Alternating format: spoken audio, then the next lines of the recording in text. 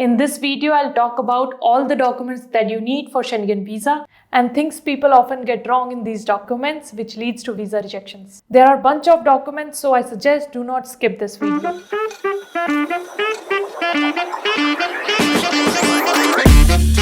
Hi everyone, I'm Smriti, your travel Sherpa, and welcome back to my channel. This video is part 2 of Schengen visa process. In the part 1, I've explained what Schengen visa is and from which country to apply. I've linked the video here, go check it out now. I've clubbed the list of documents into different sets and explained why embassy needs these documents from you so that you can avoid making the mistakes that people often do. Cool, let's get started. First document is of course your passport. You need to submit your passport to get visa stamp on it. कुछ इस तरीके से Schengen visa की stamp आपके passport पर लग कर आती है. One more thing which they may check on your passport is your travel history to know if you are a frequent traveler or not. This is to ensure you do not have any intention to settle in their country. Don't worry, travel history is not a mandatory thing and a good to have. बस आपके visa मिलने के chances थोड़े बढ़ जाते हैं. In next set of documents, you need to convey your purpose of travel to the embassy.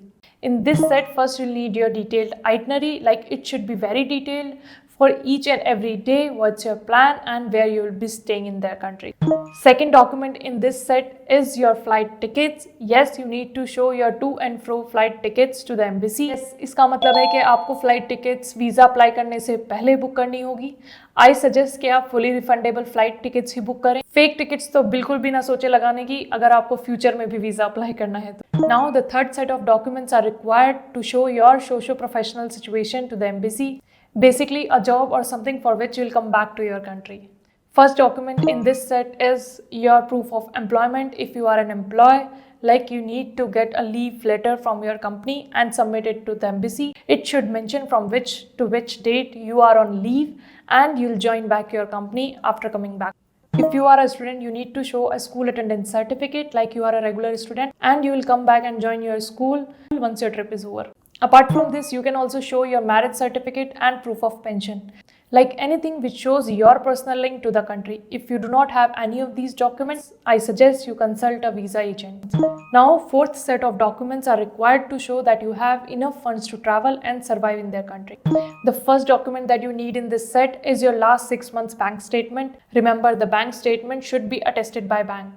Second, you need your last 3 years of ITR. Third, you need your last 3 months salary receipt if you are an employee. And if you own a company, then you need to show your company registration certificate. और अगर कोई और आपके trip sponsor कर रहा है तो you need the same documents of your sponsor. And you need to mention that this person will be sponsoring my trip in your cover letter. In the fifth set of documents, you need to submit your accommodation proof, like your hotel bookings, or if you are staying with somebody, their proof of accommodation, their rent agreements or something else. In the sixth set of documents, you need your travel health insurance. Remember, it is mandatory to have a travel insurance which covers not less than 30,000 euros. In the last set, you need to prepare a cover letter. Basically, this is to brief embassy about your travel. In your cover letter, you should mention clearly your purpose of travel, your accommodation details, your intended dates of travel, who will support you financially, you yourself or your sponsor, and your intentions to return, and any other detail that you feel will be good. Your cover letter should be concise and very clear. That's all the documents that you need, guys. I know it's too much, but you can do it. Now let me tell you the top reasons for Schengen visa rejections. First one is transferring funds in your bank account just before your trip. It shows you do not have consistent source of income. Second, not able to show your personal link to the country or your reason to return. Third, travel health insurance covering less amount than what they have asked. Fourth, mismatch of intended dates of travel between what you have mentioned in your cover letter and the bookings that you have provided. Fifth, sometimes the reason could be that you have not clearly mentioned your intentions of travel, like you might not have provided the clear or detailed itinerary. So be very cautious when you are applying for your visa, and I suggest hire an agent if you are in doubt. Hey, that's it for this video, guys. Thank you for watching it. I hope you liked it. Do subscribe to the channel for more such travel tips, tales and visuals. Bye bye. See you in the next one.